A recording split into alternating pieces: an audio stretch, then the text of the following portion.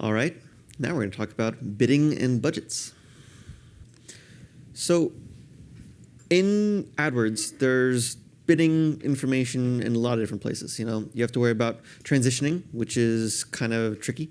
You have to worry about setting what type of bidding strategy you're going to use. You have to worry about where to set your bids. And so we'd like to try to make that a little bit more flexible, make it a little bit simpler to figure out where the different fields go, a little bit easier to handle things like bidding strategy transitions. So when you're talking about bidding in the new structure, we've decided to make it quite simple. You choose what strategy you use, whether you're using clicks, conversions, use an optimizer, maybe enhanced bidding. And you can use either a bidding type or a bidding scheme to select what type of bidding strategy you're using. A type, very simple listing of the different types, very basic types of bidding. And the scheme allows you to provide a little bit more detail. It allows you to set enhanced CPC bidding, for example. And you use either a strategy, a scheme, or a type to make these changes in your hierarchy. So we've introduced this bidding strategy configuration object, which now exists on the campaign, ad group, and ad group criteria and levels. It contains both the bidding strategy and the bids in one object. So for example, you're setting your campaign bids, you set your bidding strategy right in the campaign. Campaign bidding strategy, and then your ad groups use the exact same object, but you just set your bids for the ad group default bids. And doing this, it makes it very simple to transition from one bidding type to another by simply updating the bidding strategy being used in your bidding strategy configuration. You no longer have to worry about a specific bidding strategy transition, which makes it a lot simpler to transition from different bidding strategies. So, as I mentioned before, you can specify a bidding scheme or a bidding type inside the bidding strategy configuration. And the bidding scheme, in particular, is useful when you need to provide some extra settings. If you look in the documentation, the different bidding schemes vary from very basic to more advanced with a bunch of extra features. If you're just doing very basic bidding, though, the bidding type might be more along the lines of what you need. However, if you set both, since it's in two separate fields, you do need to make sure that they match. Otherwise, the API will return an error message. So let's talk about bids. Now, the bids can also be set in the bidding strategy configuration. They'll only really apply, though, when you're talking about either an ad group default bid or an ad group criteria. And you can set %CPA, CPA, CPC, CPM bids. Now, one of the cool things here is that the bid that you set on the ad group or the ad group criteria is actually an array of an abstract bid type. So what you can do is you can set both a CPC and a CPM bid at the ad group level, at the ad group criterion level, and then when you go to do your transition, you simply change the scheme from one to the other, or the type from one to the other, and AdWords will just immediately start using the bids you already set. So it's pretty straightforward. You set all of your bids ahead of time, the two different types, and then you simply do a transition. You flip one single flag, and you start using the new bidding types. For display campaigns, there is a bit of a change. We actually just published a blog post literally yesterday documenting this in great detail. But the short version is that when you're talking about display campaigns, you could set multiple bid dimensions at the same time. Now, previously, there was a specific ordering that we use, a priority ordering, to decide which actual bid dimension we would use. So, for example, let's say that you had display keyword and a user interest. Well, the user interest we consider to be more specific than the keyword, and hence, if you had both sets of bids, we would only use the user interest bid when competing in the auction. Likewise, if you had both a user interest and a placement bid, the placement is considered more specific, and we use the placement first.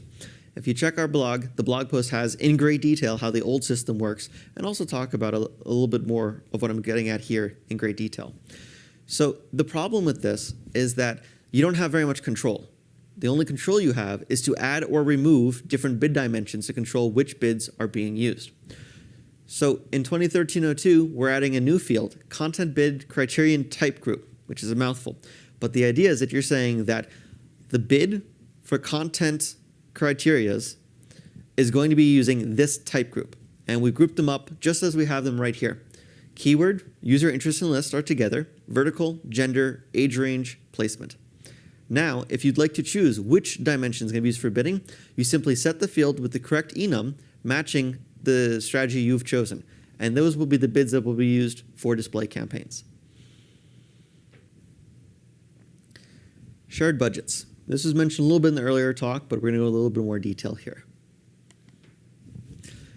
Before V201209, every budget was directly linked to a single campaign, such that every time you create a campaign, a budget was created for it. It unfortunately did not match how all of our advertisers would like to coordinate their campaigns. For example, say that you had two different campaigns that were part of a marketing initiative, and you have an overall marketing budget associated with that initiative. Well, previously, you had to choose which campaign got which allocation of the budget yourself, which meant that if you had one campaign that was performing really well and using up their entirety of their budget, and the other campaign was doing almost nothing for you, you had unused budget from that marketing initiative. Now, with shared budgets, you can set an overall budget for that marketing initiative to be used by both of the campaigns.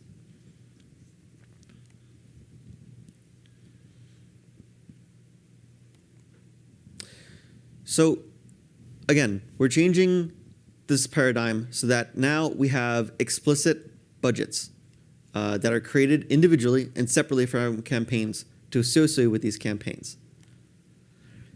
A budget has a name and ID.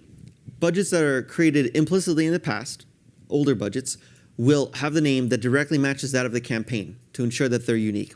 Budget names do need to be unique across your account, just the same way that campaign names need to be unique across the account. They'll have an ID that allows you to uniquely identify the budget after you create it via the budget service. It can also be used to help you identify it in reports, the budget ID for a campaign, the campaign performance report, for example. We also will return back both a list and a count of the campaigns that are currently using a budget. The count will return back a list of all of the campaigns that are actively using the budget, but the list will include all the campaigns that have ever referenced the budget, or at least are currently referencing the budget, including campaigns that have been deleted. This is just for your own benefit, so you know, first of all, how many, if the budget's being used by more than one active campaign, versus a budget that has maybe 3 or 4 deleted campaigns using it, but only one active campaign using it at this time. As mentioned, you can use the budget services get and mutate methods to directly manage the budget. And the campaign field now has a budget field reference to it. So if you want to change which budget a campaign uses, you create a new budget object, set the ID of that budget, set it into the campaign, and now the campaign's using a different budget. So in 2012-06, there was only implicit campaigns. In 2012-09, we introduced the concept of shared budgets. However, we did not require you to use them. We still allowed the capability that if you create a campaign and implicitly specify all the budget fields, we would automatically create a budget for you using those values. It's made it a little bit easier, so you could choose to have your code either implicitly do it or do it shared. In 2013-02, this is now mandatory that you use the budget service to first create the budget before using it with a campaign. The intent is to make it explicit when you're creating these budgets. You don't always have to share a budget, but you do have to create it separately to make sure that you understand that there's a distinction between having an individual budget versus explicitly sharing it with other campaigns. You could also take an existing legacy budget that was implicitly created by a campaign and share it with a new campaign, even if it wasn't created using the budget order service, simply by referencing its ID.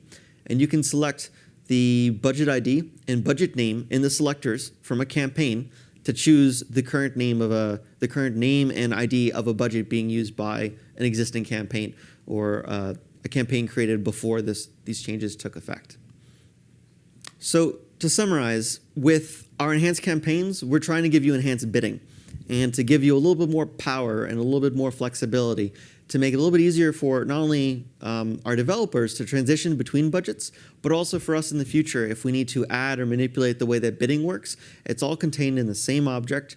It's a nice, neat place, and you always know where to go in order to make changes to your bidding strategy or your bids. It's the same object across campaigns, ad group criteria, and ad groups.